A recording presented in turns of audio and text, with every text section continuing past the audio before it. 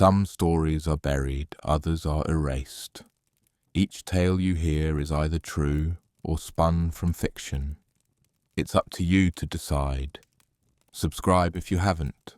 Dim the lights. Let's begin. An empty moon, the door in the sky. 1. They say the moon rang like a bell. Not like music, not like joy. Like something struck hard and left trembling. Maybe someone got married, a moon man and a moon woman dressed in fine regolith. After they left the chapel, they jumped down the lava tubes for a ride to their honeymoon. For centuries it was something sad, because it made you sad, because it could be seen hanging in the sky, always out of reach. It pulled the tides, stirred the womb, lit the path home for the drunk or the lost. It was mother, mirror, a wound. Now, because of science, we know. It's dust, a big dusty ball that has been punched 1,000,000 times. The craters left are shallow. They never heal, their wounds on full display until the next impact comes. But what doesn't science know? It appears its soft surface is just cosmetic. It gives way after just a few meters, then stops. Hard. Basalt, mostly. With an orthosite. But the real question is not what, it's why. Why such a hard shell, like something meant to protect what's within? Our sad moon has a secret. Armor. In 1969, humans landed, our first field trip away from home. We arrived looking like humans in human diapers with a viewport. Or maybe like albino tardigrades. We strutted briefly across the stage, but not fashionably. The astronauts ran, bounced, almost flew like cartoon supermen in the low gravity. They left behind a rover, messages and photos, a few golf balls, the flag of one nation, and bits of human trash. They should have left a human flag. A black banner so whomever comes next will know we were pirates. A curled embryo embossed in the center. Because humans made it, really. Not one nation, but a long lineage of creatures that climbed and killed their way into suits and blast engines. We came from millions of years of hard, risky evolution, from microbial mats through a hot proto-Earth. We survived Pangaea, Rodinia, Gondwana, wars, kings, floods, governments of every kind, and worse, each other. The humans made it, all the way to the moon. Well, if they did. If it wasn't just a West LA movie set. And after a short while, when the astronauts grew tired of their day on the moon, they left. On their way out, they sent the ascent module crashing back. The impact was deliberate. They were scientists, after all. Instruments listened. What they heard was not the sound of rock or dust or even silence. The moon rang for almost an hour. This should not happen. 2.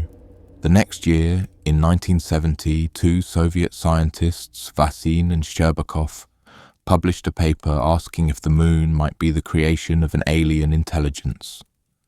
They stitched together the strange data. The ringing, the moon's strangely low density, the shallow craters, the orbital perfection, and asked the question no one wanted to say out loud.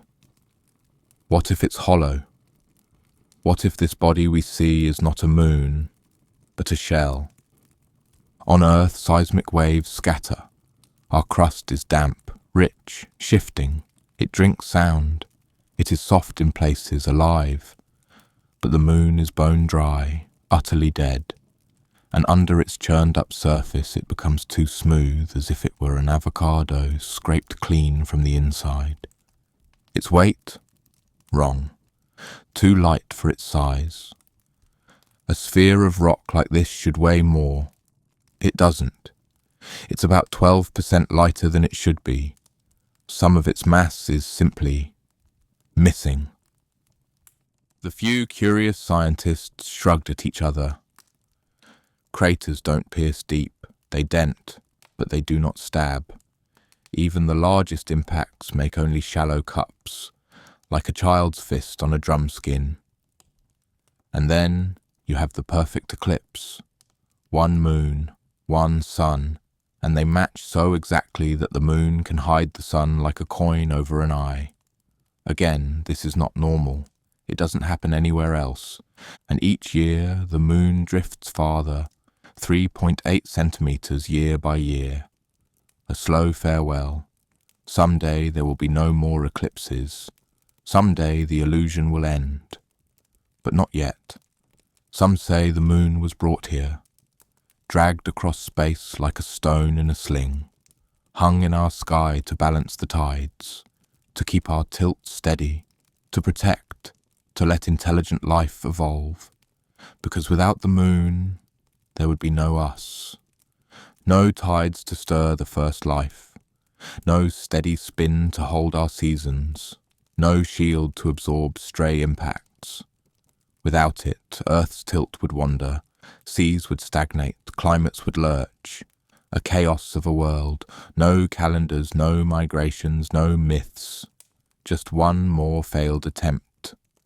But something held us steady.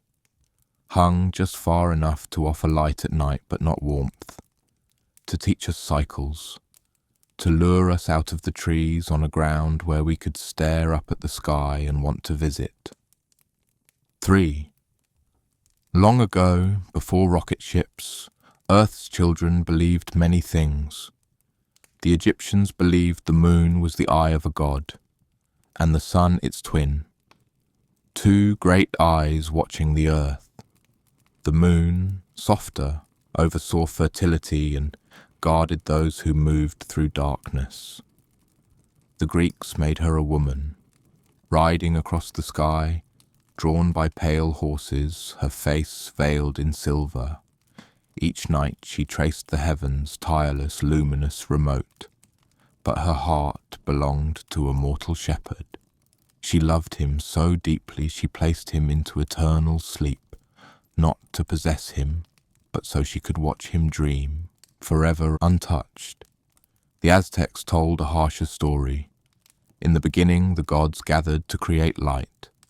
Two came forward, brave Tekuchistecatl and humble Nanahuatzin.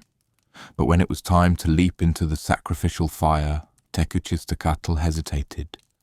Shame pricked him, fear froze him. So the humble god jumped first and became the sun. The coward followed after, and though he too burned, the others saw his doubt and cast a rabbit into his glowing face to mark it. Modern science has stripped away myth. It says crust, mantle, core. The crust is brittle, a shell of shattered rock and dust. Below that, denser stone, then a core, iron, nickel, but small, compressed. Not hollow. They say it now with confidence. The same scientists that used leeches to treat fever. The same science that 80 years ago shoved a pin behind your eye to scramble your brain and call it mercy. To make the insane sane, or at least quietly insane. We can forgive. But should we forget? 4. The astronauts came back. They said little. Their faces were pale, their smiles crooked. One of them blinked and blinked as if he had moon dust in his eyes. They waved at the world, and then they hid. We thought they were waving hello, but history reveals they were waving goodbye. Armstrong vanished into civilian life. The government called it modesty, but it looked like something else. Avoidance. There's one interview, NASA's Apollo 11 post-flight press conference that aired July 24, 1969. 3 men seated behind a table, America's heroes, just days after becoming gods. You can watch it still. Their eyes look wrong, their shoulders curl inward. Ghosts flicker across their expressions.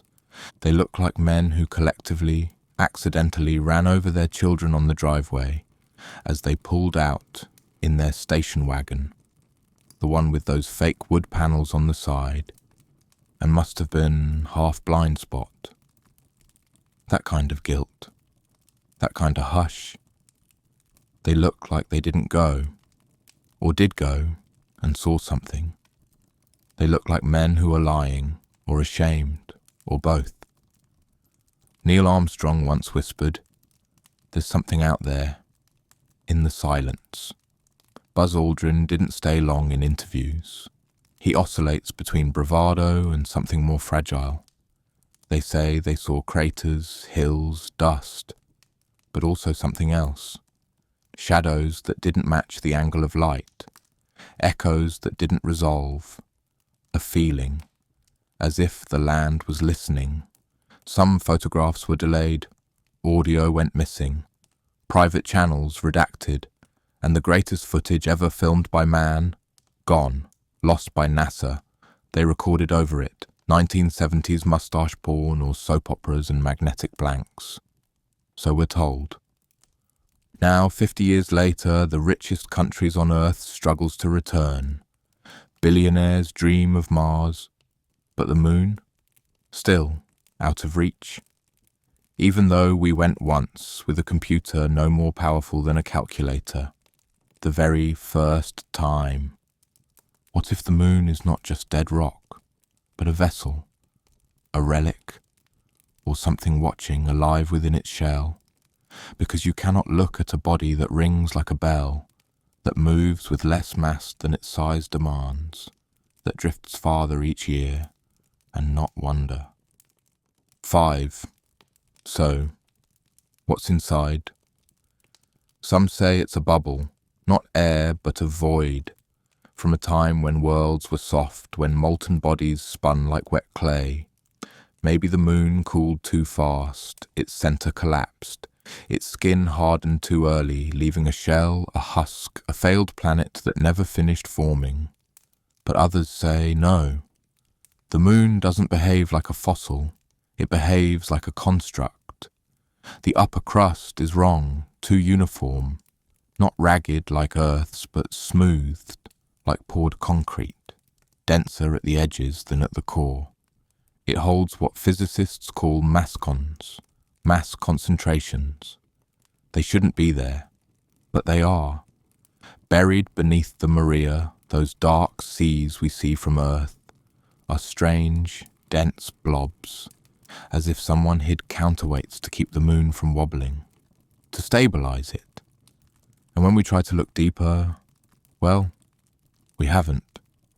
Not really. Seismic instruments were left behind to signal to Earth, but only for a while. Then, one by one, they went dark. The last moonquake readings blinked out decades ago. Since then, only guesses and silence. But we do know, moonquakes exist, real ones. Some shallow, like crust settling, but others deeper, longer, quakes that last 10 minutes. This is not how dead worlds behave. Sometimes they happen for no reason, no impact, no thermal shift, just a trembling from somewhere inside. Some say it's metal, not a molten core, but something older, not spherical, geometric, a cage, a lattice, an echoing frame that gives the moon shape from within. A few theorists, laughed at, blacklisted, speak of a Dysonoid core, a hex truss structure, a shell built around something, not from it. One fragment from a buried report whispered, framework beneath crust, possibly non-uniform, not consistent with natural geological layering, structural resonance anomalously high. That report was pulled. The scientist resigned. He teaches at a small college now. He never speaks about the moon. And there's more. Always more. Lunar transient phenomena, flashes of light. Coloured glows, brief sparks, ripples. Seen for centuries, logged by astronomers. dismissed as dust or tricks of the eye. But still, they happen. One even occurred during Apollo 11's descent. They didn't mention it. Not then. And when we scan the moon, not just with cameras, but radar, LiDAR, gravimetric sweep, we find gaps, cavities, hollows, voids, some shaped like tunnels, lava tubes, they say. But some of the shapes aren't curves. They're lines, intersections, angles. One probe returned a magnetic echo suggesting a hollow space miles wide beneath the southern pole. Another found strange concentrations of helium-3, more than solar wind alone can explain. The data was dismissed, filed away, inconvenient. The kind of thing only the wrong kind of people try to follow up on. The strangeness is there, it watches us, and we pretend not to notice. 6. Maybe, if we truly want to know the history of the moon, we need to ask the dreamers, the children who wake gasping, the poets who write of blue and sad ones. Maybe it's empty, maybe it's filled with ash, maybe all the dead souls go there, huddled together, sheltering from the cold of space.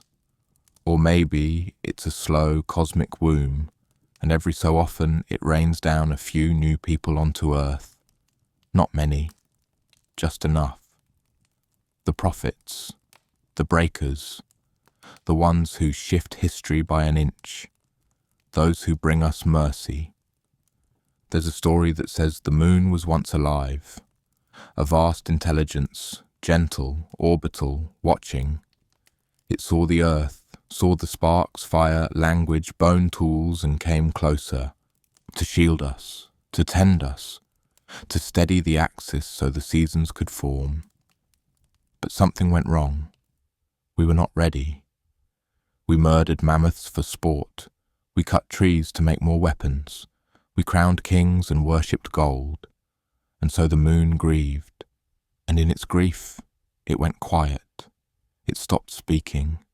Now it just watches and slowly moves away, its face always turned toward us, not in love, but out of caution. I think all of us, people not governments, should get together and build a rocket, not a war machine, nor a billionaire's escape pod. Just a strange, humble, patched together thing, wrapped in cling wrap, astronauts huffing inhalers, duct tape and hope. When we get there, we could bounce a bit, fly, pick up the trash from other people's lives and hunt for that door, an entrance and exit. We could lie down on the soft regolith under a sky so black it bleeds, and listen, not for the cold, not for the silence, but for the grief. Was it true or just a well-told lie? Tell us what you believe and why. We know many of you listen late at night, sometimes while drifting off to sleep. Maybe you're wrapped in polar bear blankets, deep in the Arctic dark. Maybe you're swinging in a jungle hammock, wrapped up like a snack. Or maybe you're alone in a quiet room, or so you think. Let us know where you're listening from, and whether this story kept you awake or gave you good dreams. And one more thing. If you know a rare or hidden place, a ruin, an old legend, a forgotten town, share it in the comments.